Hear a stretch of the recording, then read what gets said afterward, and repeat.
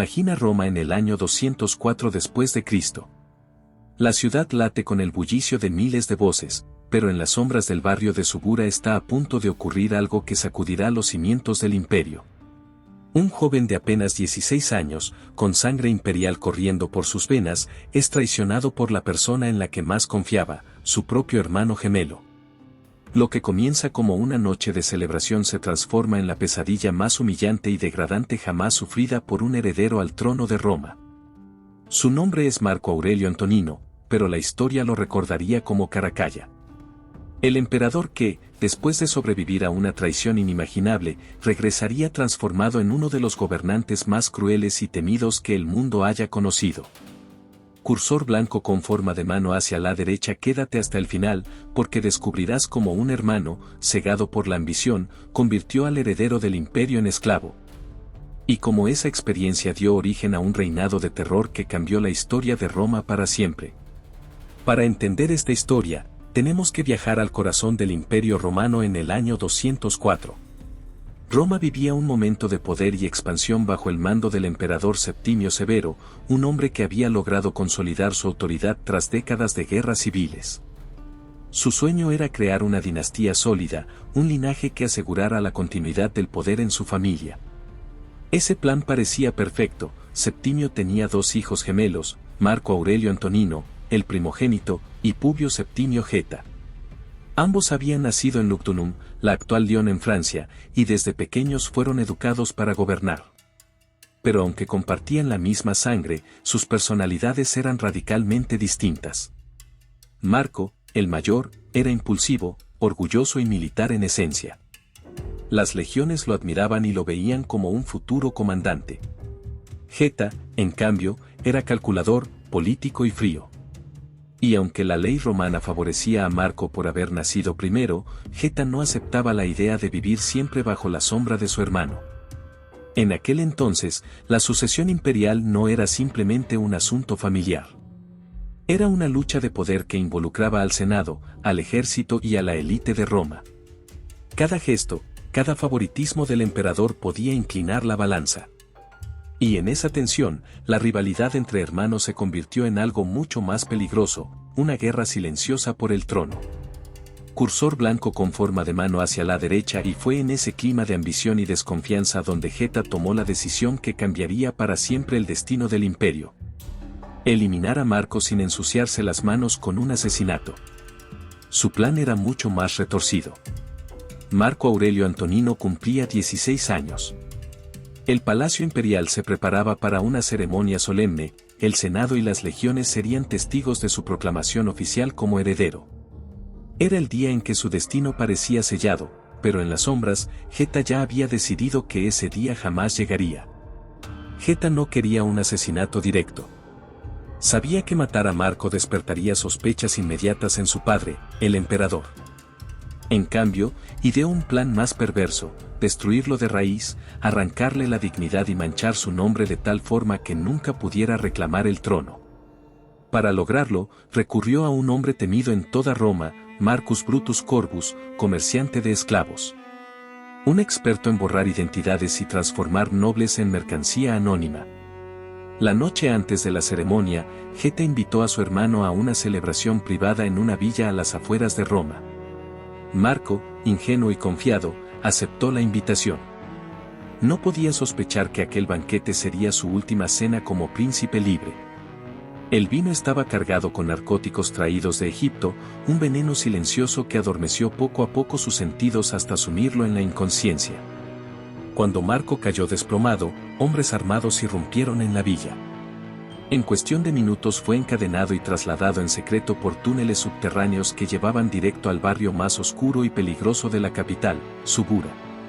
Allí, lejos del mármol del palacio, se encontraba el mercado de esclavos más degradante del imperio. Durante 3 días permaneció inconsciente en una celda sin luz. Cuando finalmente despertó, ya no era el heredero del trono. Le habían teñido el cabello, oscurecido la piel con tintes orientales y marcado el cuerpo con símbolos falsos para hacerlo pasar por un esclavo bárbaro capturado en las fronteras. Su nombre fue borrado. Su linaje, ocultado. Ante los ojos de Roma, Marco ya no era un príncipe, era solo mercancía. Cursor blanco con forma de mano hacia la derecha y fue allí, en el corazón de Subura, donde comenzó la pesadilla. El heredero de Roma estaba a punto de ser subastado como un simple esclavo sexual, sin que nadie supiera su verdadera identidad. El bullicio del mercado de Subura alcanzaba su punto máximo. Entre gritos de vendedores y apuestas de proxenetas, un muchacho de apariencia noble, pero encadenado y sin nombre, fue exhibido ante la multitud. Nadie sospechaba que aquel joven era el hijo del emperador. Marco Aurelio Antonino, heredero del trono de Roma, fue vendido como esclavo sexual por apenas 300 denarios de oro. Su comprador fue Gaius Valerius Maximus, dueño del prostíbulo más exclusivo de Subura.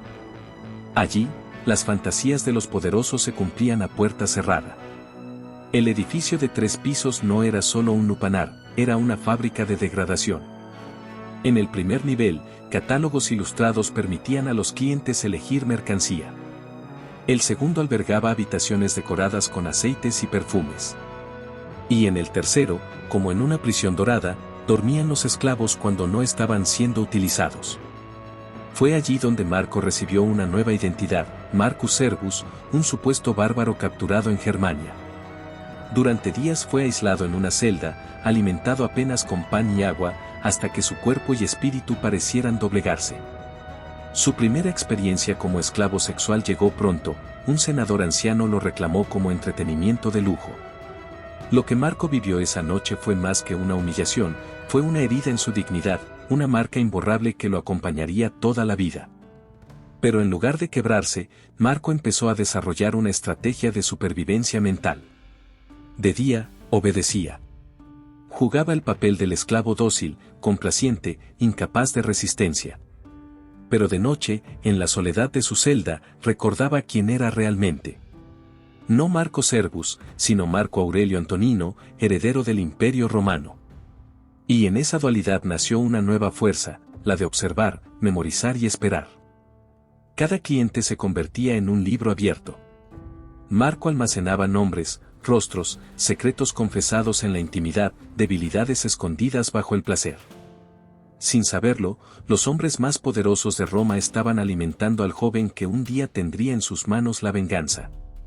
Y entre los demás esclavos encontró a una aliada, Claudia, una griega culta que le enseñó a soportar la degradación con la mente intacta. Fue ella quien lo ayudó a transformar el dolor en aprendizaje y la humillación en paciencia estratégica. Cursor blanco con forma de mano hacia la derecha. Lo que nadie imaginaba era que en aquel prostíbulo no se estaba destruyendo a un heredero, se estaba forjando al emperador más peligroso que Roma conocería. Enero del año 205. Marco llevaba ya casi 10 meses en cautiverio. Su cuerpo estaba marcado por la humillación, pero su mente se había vuelto más afilada que nunca. Entonces ocurrió lo inesperado, una visita que cambiaría todo. Aquella noche, el prostíbulo recibió a un cliente distinguido, Marco Aurelio Cleandro, prefecto del pretorio y mano derecha del emperador Septimio Severo. Cleandro buscaba discreción y placer, pero al encontrarse con el joven conocido como Marcus Servus, quedó paralizado. A pesar del cabello teñido, de la piel alterada y de las marcas del abuso, reconoció los rasgos inconfundibles del hijo del emperador. Ese muchacho no era un esclavo cualquiera. Era el heredero perdido de Roma. Cleandro pidió una sesión privada, y en la intimidad Marco confirmó su identidad, le mostró cicatrices que solo la familia imperial conocía y recitó secretos del Senado y del Palacio, pruebas imposibles de refutar. Cleandro comprendió que no podía perder un segundo. Si aquel secreto se filtraba, Roma entera estallaría en un escándalo que arruinaría el imperio. Esa misma noche, bajo la apariencia de una simple compra, Cleandro pagó a Valerius una suma que no levantara sospechas. Oficialmente, se llevaba a un nuevo sirviente doméstico. En realidad, estaba rescatando al heredero del trono. Marco fue trasladado en silencio por túneles que conducían al palacio imperial. Al amanecer, tras casi un año de infierno, volvía a ver el mármol y el oro que alguna vez había sido su hogar. El reencuentro con su padre, Septimio Severo, fue desgarrador. El emperador, que había llorado a su hijo creyéndolo muerto o capturado por enemigos bárbaros, ahora lo abrazaba con furia y dolor. Pero la alegría del regreso se mezcló con un horror indescriptible. Marco relató cada detalle de su secuestro, los nombres de senadores, comerciantes y militares que lo habían degradado, y los secretos que había arrancado a sus clientes. Era un catálogo de corrupción y perversión que podía destruir al gobierno entero. Septimio Severo comprendió de inmediato que su hijo no había regresado como víctima, sino como un arma. El muchacho ingenuo había muerto en Subura. En su lugar, había nacido alguien más frío, más calculador y mucho más peligroso. Cursor blanco con forma de mano hacia la derecha. Desde ese momento, padre e hijo comenzaron a planear en secreto la venganza. Una venganza que no se basaría en espadas, sino en algo mucho más poderoso, información y miedo. Tras su regreso, Marco no apareció inmediatamente en público. Oficialmente, seguía desaparecido. En secreto, junto a su padre, comenzó a diseñar algo que Roma nunca había visto, una red de poder subterránea, tejida con chantaje, manipulación y miedo. Marco tenía una ventaja incomparable, había escuchado las confesiones más íntimas de senadores, comerciantes y oficiales mientras lo creían un esclavo anónimo. Secretos de corrupción, traiciones políticas, negocios ilegales, conspiraciones contra el imperio, toda esa información estaba ahora en sus manos. Y Marco supo cómo convertirla en su mayor arma. Uno a uno, comenzó a contactar discretamente a sus antiguos clientes. El mensaje era simple, él conocía sus secretos, sabía lo que habían hecho y lo que habían confesado en la oscuridad. Había dos opciones, jurar lealtad absoluta al futuro emperador o enfrentar la ruina pública y la ejecución por traición. El efecto fue inmediato. Senadores que antes despreciaban a Marco se convirtieron en sus más fieles defensores. Prefectos militares que habían abusado de él se transformaron en sus generales más leales. Comerciantes corruptos comenzaron a financiar sus planes, temerosos de que sus pecados fueran revelados. Roma entera, sin saberlo, empezaba a girar alrededor de un heredero que jugaba al ajedrez en las sombras. Al mismo tiempo, Marco cultivó una nueva imagen pública. Para el pueblo y el Senado, la historia oficial explicaba su ausencia, había estado en una misión secreta en provincias orientales, infiltrándose entre tribus bárbaras como espía imperial. Una narración conveniente que ocultaba la verdad y lo devolvía a Roma como un héroe misterioso, endurecido por pruebas secretas. Pero bajo esa fachada se escondía una realidad mucho más oscura. Marco ya no era el muchacho ingenuo que Geta había traicionado. Era un joven transformado en calculador, paciente, implacable. Había aprendido en carne propia que el poder no estaba en las legiones ni en el Senado, sino en los secretos que podían destruir vidas. Cursor blanco con forma de mano hacia la derecha y así, mientras todos celebraban su milagroso regreso, Marco preparaba en silencio el golpe definitivo contra su hermano. El tablero estaba listo. Solo faltaba el movimiento final. Roma, año 207 después de Cristo. 3 años habían pasado desde aquella noche en la villa donde Geta traicionó a su hermano. En apariencia, los gemelos volvían a convivir en el palacio imperial. En público se abrazaban, compartían banquetes y sonreían frente al Senado. Pero tras cada gesto cordial se escondía una verdad incómoda. Marco sabía lo que Geta había hecho, y Geta temía, en silencio, que algún día esa verdad saliera a la luz. Marco había esperado el momento justo. No tenía prisa. Había aprendido que la paciencia era la mejor arma. Y cuando consideró que todos los hilos estaban en sus manos, invitó a su hermano a una expedición de caza en los bosques de Albano. Una salida fraterna, íntima, lejos del palacio y de los testigos incómodos. Geta, confiado, aceptó. Exactamente como Marco lo había hecho años atrás. La primera noche compartieron vino y recuerdos. La segunda noche, Marco le sirvió una copa preparada con los mismos narcóticos que habían sido usados contra él. El círculo se cerraba. Geta bebió sin sospechar nada. Y cuando despertó, encadenado en una caverna oscura, comprendió que la historia se repetía, pero con los roles invertidos.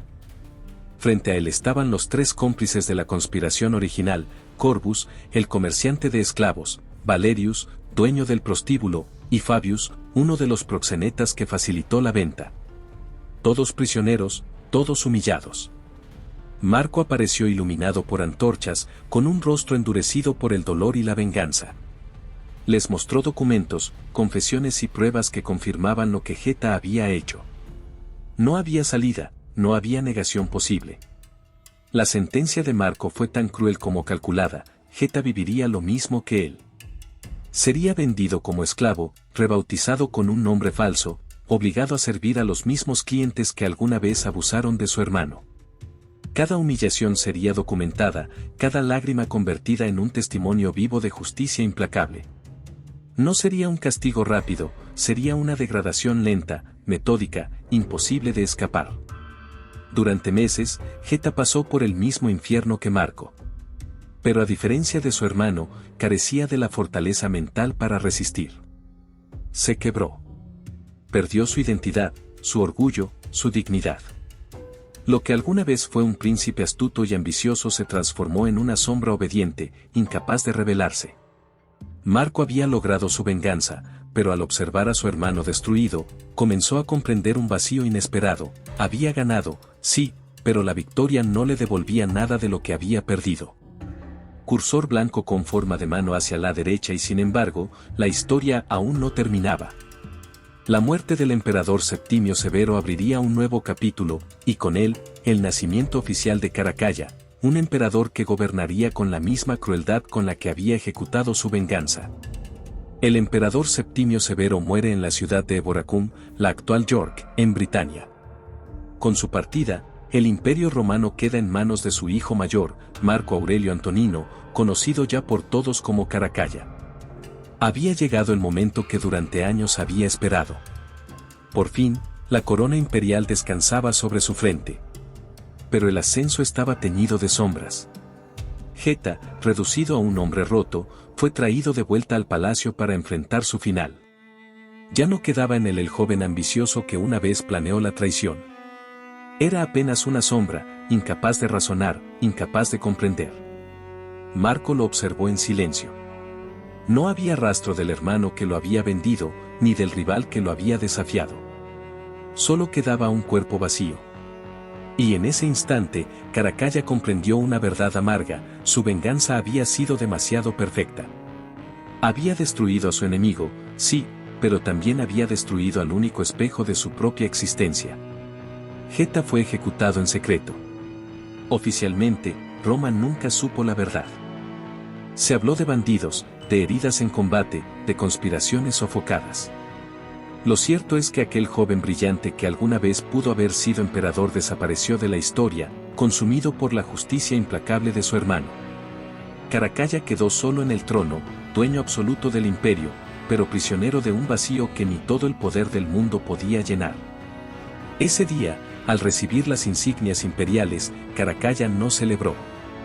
Había ganado el juego, había aplastado a su enemigo, había cumplido su venganza, pero al mirar hacia adentro, descubrió que ya no quedaba nada del muchacho ingenuo que había sido. En su lugar, el trono de Roma había coronado a un hombre endurecido, desconfiado y marcado para siempre por la traición. Cursor blanco con forma de mano hacia la derecha y así comenzó uno de los reinados más crueles de la historia romana, el gobierno del emperador Caracalla, un hombre que aprendió a gobernar con miedo, sangre y silencio. Caracalla ya no era Marco Aurelio Antonino, el muchacho ingenuo que una vez soñó con ser emperador. Era un hombre marcado por la humillación, endurecido por la venganza y gobernado por la desconfianza. Su filosofía de poder era simple y aterradora: quien pudiera convertirse en amenaza debía ser eliminado antes de que siquiera lo intentara. Las ejecuciones comenzaron casi de inmediato. Senadores, prefectos militares, comerciantes, nadie estaba a salvo. Bastaba una mirada sospechosa, un rumor de traición o una palabra mal colocada para que la sentencia cayera. Roma, acostumbrada a intrigas, descubrió un nuevo nivel de miedo, el de un emperador que lo sabía todo, que recordaba cada rostro, cada secreto, cada confesión arrancada durante sus meses en Subura. Su red de informantes se expandió como un enjambre invisible. No había esquina del imperio donde Caracalla no tuviera ojos y oídos. Espías en el Senado, en las legiones, en los mercados y hasta en los hogares más nobles. La paranoia se convirtió en política de Estado. Los castigos eran ejemplares. Un senador que años atrás había abusado de Marcus Servus fue obligado a confesar públicamente, frente a sus pares, lo que había hecho sin saberlo. Prefectos militares que alguna vez lo habían despreciado eran torturados hasta el extremo, como un reflejo de lo que él mismo había soportado. Comerciantes poderosos vieron no solo su fortuna destruida, sino a sus familias ejecutadas como advertencia. Roma entera comprendió que Caracalla no perdonaba y que la justicia del emperador era tan personal como implacable. Pero su crueldad no se limitó a sus enemigos personales. Durante sus 6 años de reinado, Caracalla aplicó la misma lógica de sospecha y eliminación preventiva contra cualquiera que pudiera desafiarlo. Aproximadamente 50.000 personas fueron ejecutadas en ese periodo. Un número que superaba con creces a muchos de sus antecesores. El imperio entero vivía bajo una sola certeza: la voluntad del emperador era ley, y esa ley estaba escrita en sangre. Solo una persona parecía tener algún poder sobre él, su madre, Julia Domna. Era la única que podía hablarle sin temor, la única que en ocasiones lograba calmar la furia que lo consumía. Pero incluso ella sabía que su hijo ya no podía regresar. La dulzura de Marco había muerto en su bura. Lo que quedaba era Caracalla, un emperador moldeado por la traición y sostenido por el terror. Cursor blanco con forma de mano hacia la derecha, y como todo gobernante que gobierna con miedo, su final no tardaría en llegar. Caracalla se encontraba en campaña militar en Mesopotamia.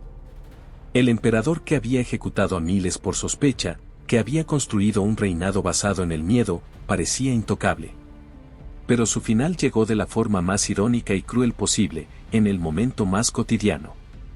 Mientras marchaba con sus tropas, Caracalla detuvo el paso para orinar a un costado del camino. Sin su escolta inmediata, quedó vulnerable por un instante. Ese segundo fue suficiente para que un soldado pretoriano, Julius Martialis, se acercara por la espalda y lo apuñalara. Martialis tenía un motivo personal: su propio hermano había sido ejecutado por órdenes del emperador. El hombre que había convertido la desconfianza en su escudo murió exactamente como había temido toda su vida, solo, traicionado y víctima de la violencia que él mismo había cultivado. Ninguna legión acudió en su auxilio. Ningún aliado se arriesgó a protegerlo. Roma entera había aprendido a odiarlo tanto como a temerlo. En sus últimos segundos, Caracalla no pensó en la gloria de sus campañas militares ni en el poder absoluto que había ejercido. Según cuentan los cronistas, sus pensamientos regresaron al muchacho de 16 años que alguna vez fue ingenuo, confiado y capaz de amar a su hermano gemelo antes de la traición. Comprendió, quizá por primera vez, que su venganza lo había transformado en algo peor que su enemigo. Que había ganado todo, y perdido su humanidad en el proceso. Su cuerpo fue incinerado sin honores especiales. El imperio continuó, como siempre hacía, como si aquel hombre nunca hubiera existido. Pero la huella de su brutalidad permaneció en Roma, como una cicatriz imborrable en la historia de Occidente. Cursor blanco con forma de mano hacia la derecha, y así terminó la vida de Caracalla, un emperador que lo tuvo todo, pero que nunca pudo escapar de las cadenas invisibles de su pasado. La historia de Marco Aurelio Antonino, conocido como Caracalla, es una de las más oscuras y brutales de Roma. Un joven heredero, traicionado por su propia sangre, convertido en esclavo, y transformado en un emperador que gobernó con miedo y crueldad. Pero más allá de los hechos, esta historia nos deja una pregunta inquietante: ¿hasta dónde puede llevarnos la venganza? Caracalla consiguió todo lo que soñó, recuperó su lugar en el trono, destruyó a su hermano y castigó a quienes lo humillaron. Y sin embargo, jamás volvió a ser libre. Su alma quedó atrapada en el mismo dolor que había querido borrar. La justicia perfecta que buscó terminó convirtiéndose en su condena. Tal vez esa sea la verdadera lección: la venganza promete alivio, pero en realidad es una cadena que nos ata más fuerte al pasado. En el intento de destruir a su enemigo, Caracalla terminó destruyéndose a sí mismo. Cursor blanco con forma de mano hacia la derecha, ¿y tú qué opinas? ¿Crees que Marco tenía derecho a vengarse de esa manera? ¿O su justicia se volvió tan cruel como el crimen de su hermano? Déjame tu opinión en los comentarios, quiero leerte. Si esta historia te impactó tanto como a mí al contarla, Comparte este video para que más personas descubran hasta dónde puede llegar la traición y el precio de la venganza. Y, por supuesto, suscríbete, porque tenemos muchas más historias reales de la Roma antigua que te harán cuestionar todo lo que crees saber sobre el poder, la familia y la supervivencia. En un mundo donde incluso los lazos de sangre pueden romperse por ambición, recordemos que a veces la espada más peligrosa no es la del enemigo, sino la que nosotros mismos forjamos en nuestro interior.